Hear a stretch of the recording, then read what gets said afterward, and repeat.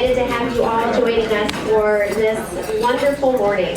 I know for my team and I, this is exactly the best way for us to kick off a Wednesday morning, and so we're really excited that you all could be here today. I want to make sure that I especially thank our sponsors who made this breakfast possible.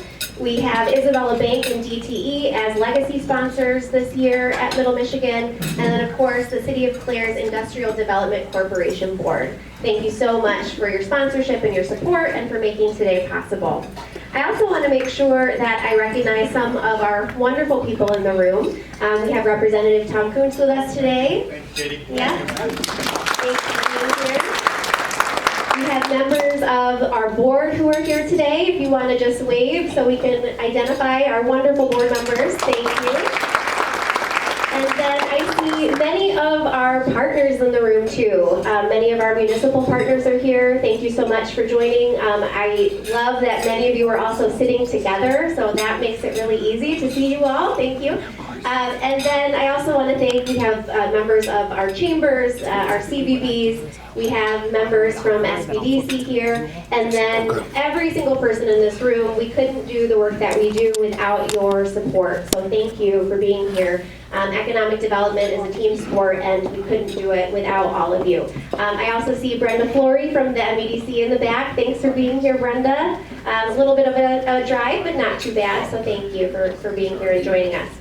I wanted to make sure I gave a few updates on things that have been happening in Clare County over this last year. The work that we do here in Middle Michigan to help support our many wonderful communities and the people that get to call these places home. For the County of Clare, it's been an exciting year. We've seen a lot of great projects happening across all of the communities that we serve. Everything from exciting downtown projects in the village of Farwell to projects here in the city of Clare. We've got the wonderful expansion and renovation that's happening at the My Michigan Health Medical Center right here in downtown. Really excited to see that getting close to the finish line. We also have a new facility just down the road. If you came up from Mount Pleasant area, you probably saw a new building in the South Industrial Park here, and we can finally talk about what it is, even though I think everybody in the room already knows what it is.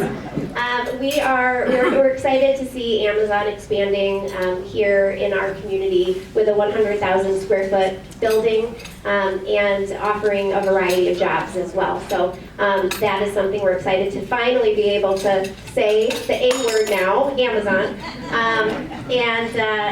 and be able to celebrate their delivery station that's being built here. It is my pleasure to invite our guest speaker up today, Achille Di Nello. He is the new owner of Cops and Doughnuts, and I'm so honored that you have decided to join us today and tell us a little bit more about yourself. Thank you. How's everybody doing this morning? Good. Thank you for having me. Hopefully I don't put anybody to sleep. I know it's so early. Hopefully everybody's caffeinated, ready to go. But I'll tell you my story, and we can kind of dive in. But so my name, of course, is a funny name that probably not very many people have heard. It's Achille, is the way it's pronounced. I also go by Ace for short, for obvious reasons.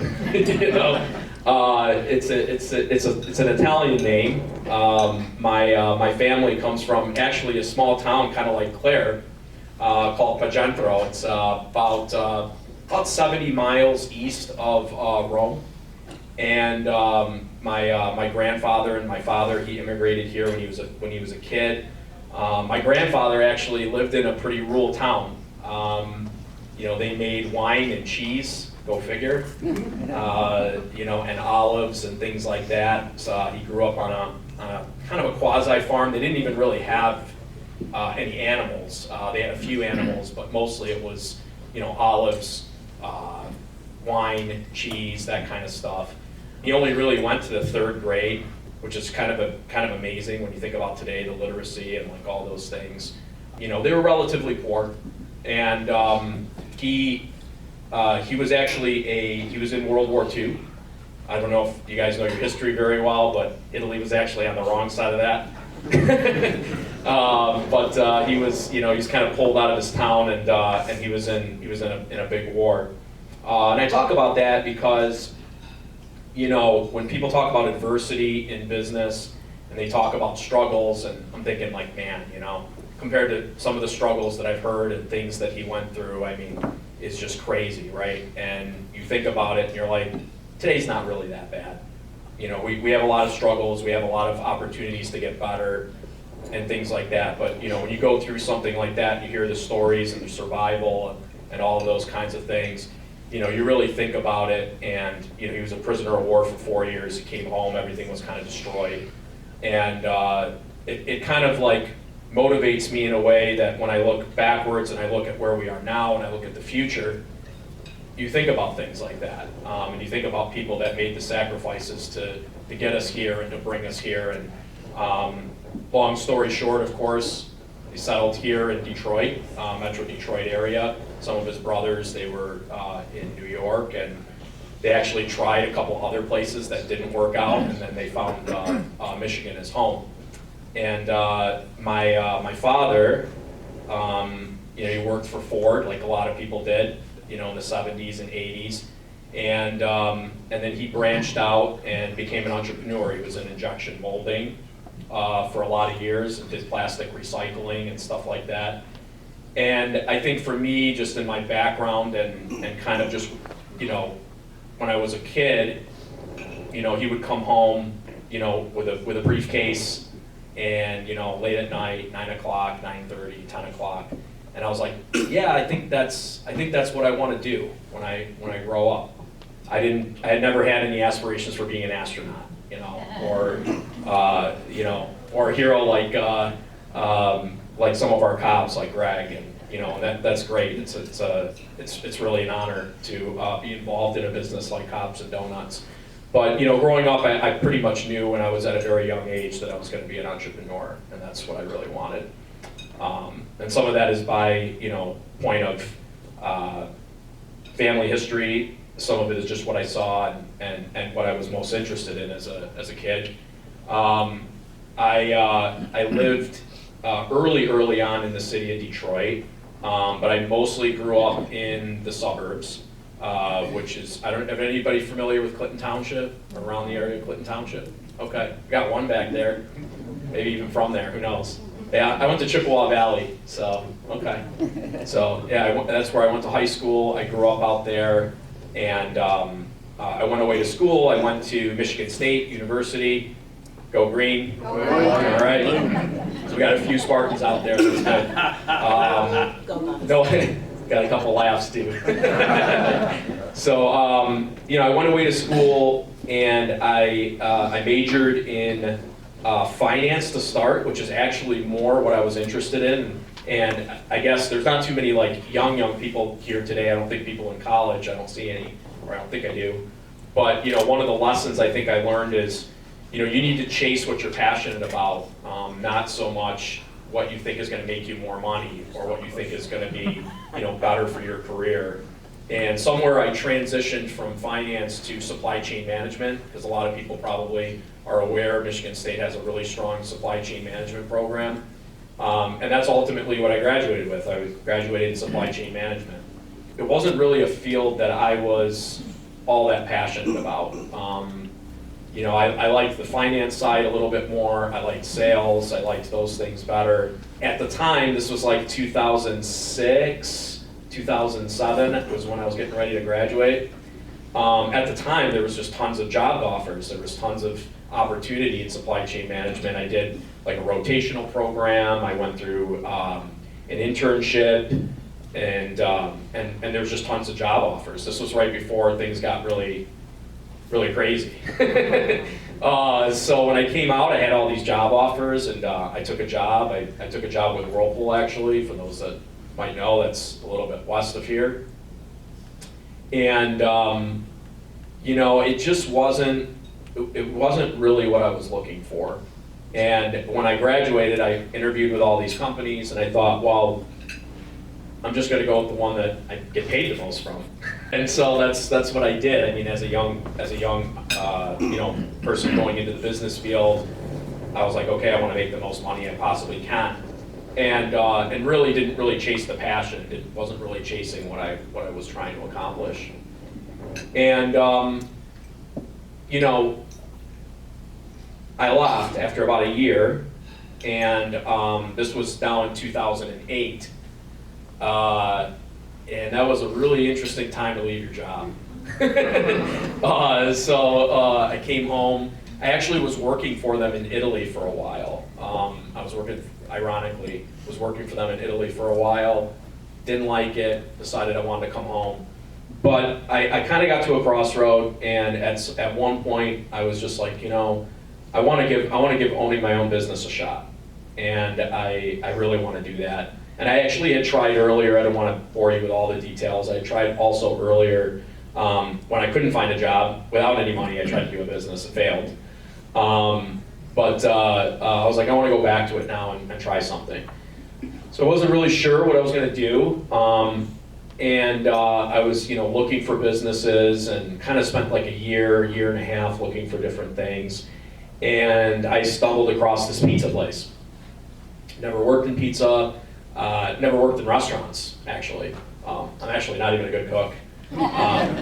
You know, I can make a pizza, but, you know, I wouldn't say, you know, at the speed of some of my guys that are making pizzas, probably not. But I can make a pizza. But I'm not a food guy per se. I was looking at it and I was like, you know, I can leave mortgages and leave kind of the sales and professional life and go make pizzas. And I kind of tried that out with some family members, and I didn't really get the response, you know, that I really wanted. You know, it was sizably less money than what I was making. But it was more what I was passionate about. I was passionate about being a business owner, about working for myself, and I just kind of went for it. It was a big leap of faith. I was leaving a pretty good W-2 job. So yeah, it's a challenging business, but I love it. It's really I think an iconic brand. It's been around for so long. It's nostalgic. I think it has a bright future. We have plans to open as many of those as we possibly can. Everybody knows Cops and Doughnuts, right? So Cops and Doughnuts is really important to me because it's, you know, first off, I love law enforcement. Not everybody does, but I do. I appreciate them, and we want to honor the tradition, and we love what it's all about. And really, it was a heroic story. I mean, when you think about what Greg did and like what all these guys did, I mean, in a time that like I didn't have enough money for gas, these guys were saving a bakery, a local bakery, and that's a big deal. I mean, to take a risk like that at a time like that with very little money, because I mean, I've heard the stories from Greg and the other guys. I mean, wasn't a lot of cash, just, you know, in their mattresses at the time, you know, when they tried to save the business. And what a great marketing play! What a awesome way to honor law enforcement and honor the country and honor everything that I think most of the people are in favor for. So we're really excited and honored to carry on that tradition. You know, I had family that had cottages up north, and we drive, you know, to Higgins Lake or Houghton or wherever. And a lot of times, you know, I just ran into my cousin actually who lives in Higgins. She stopped, she kind of sneak attacked me yesterday. She stopped in one of the pizzerias, and she's like, I'm gonna have lunch with you. I don't care what your day looks like. Put it all aside, we gotta have lunch. I was like, okay, I guess I don't have a choice. So, but I was like, you know, she had a hoodie on, and it was, what's the reindeer farm called up here? Yeah, I was like, what's the hoodie, you know? And she's like, oh, I took the kids to the reindeer farm. I was like, oh, that's awesome, you know? She's like, yeah, and I stopped at Cops and Doughnuts. It was great. Like, you know, we got donuts. The kids like took some pictures. She's like, it was awesome, you know? And that's the kind of traditions that we want to continue having, that people talk about. And I think that's why I love Halo too, is every time I talk to somebody about Halo, they're talking to me about going up north, and they're talking about going to Birch Run and, you know, stopping for burgers on the way, and it's like kind of their rite of passage. And it's the same thing for Cops. I mean, there's so many people in the Metro Detroit area that it's like, we gotta stop at Cops and Doughnuts on our way up or on our way down. And so I was very familiar with the business. I knew what the business was, and when the opportunity came up, it was something I couldn't pass up. And we have plans for Cops and Doughnuts. I mean, I think there's a lot of room there. You see a lot of success with some of the other branded themes, like I don't know if anybody's familiar with like Mission Barbecue. That's a military one that's doing very well. Firehouse Subs, they kind of had their big boom, right, for firefighters, and we think we can carve out a lane for ourselves in law enforcement. Now, not everybody is in favor of law enforcement or loves law enforcement. There's going to be areas where it works, and there's going to be areas where it doesn't, and that's okay too. But we feel very confident in the branding, and we're going to tweak a few things, but we're going to keep the tradition very much the same here in Clare, and we're really excited about doing that.